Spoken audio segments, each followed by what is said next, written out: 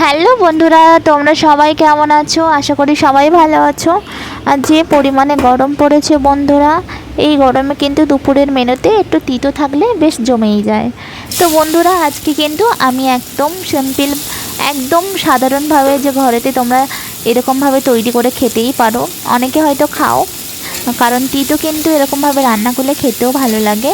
তো দেখো বন্ধুরা, আমি করলাটা আগে থাকতেই কেটে ধুয়ে রেখেছিলাম, তার মধ্যে কিন্তু একটা আলুও দিয়ে দিয়েছিলাম সরু সরু করে কেটে, যাতে টেস্টটা আরও ভালো হয়ে যায়।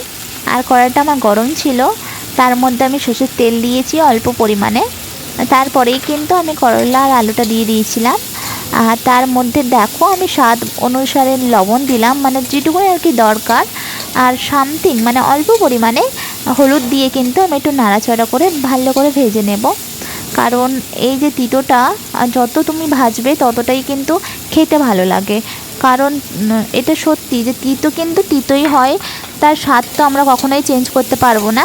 কিন্তু একটু বেশি করে ভালো করে ভাজলে কিন্তু খেতে একদমই তিতো মনে হয় না, খেতে অসাধারণ লাগে, খুবই সুন্দর লাগে। একবার বাড়িতে অবশ্যই ট্রাই করে দেখো। তো বন্ধুরা, এদিকে আমি কিন্তু হলুদ আর লবণ দিয়ে নাড়াচাড়া করে নেওয়ার পরেই কিন্তু আমি এবার ঢাকনা দিয়ে দেবো। কারণ আমার কিন্তু করলাটা ভালো করে সিদ্ধ করতে হবে, তার জন্য। আর গ্যাসের ফ্লেমটা কিন্তু আমি লো করে দেব একদমই।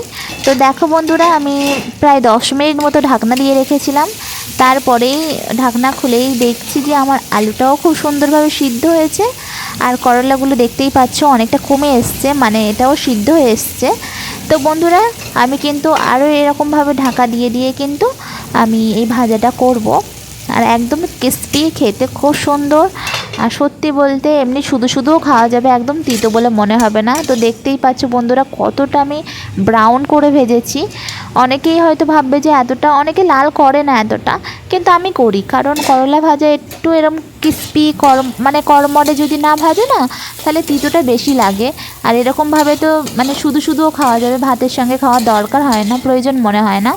কারণ এরকমভাবে ভাজলে কিন্তু তিতোটা অতটা মানে মালুম হয় না যে বেশি তিতো বলে।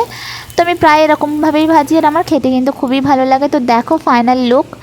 আর কতটা দিয়েছিলাম আর একটুখানি হয়ে গিয়েছে, কোনো ব্যাপার না, যেহেতু আমরা দুজন খাবো আমাদের জন্য এনাফ।